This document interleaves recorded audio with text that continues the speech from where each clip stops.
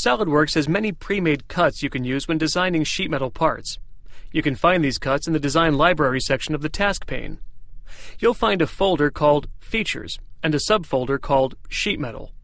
As with anything from the Design Library, all I have to do is drag it onto the part. As soon as I take my finger off the mouse, the property manager for this feature appears. You can use the Edit Sketch button to further define the location of the cut.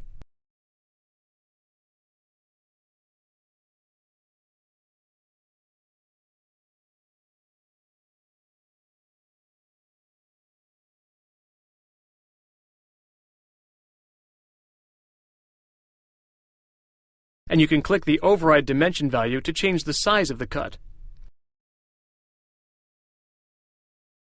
Once you've made the changes you need, click OK, and the feature is added.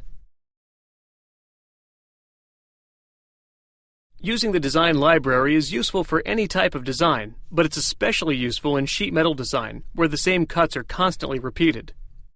For instance, if you design computer cases, you likely will have to create standard cutouts for USB or Ethernet connectors.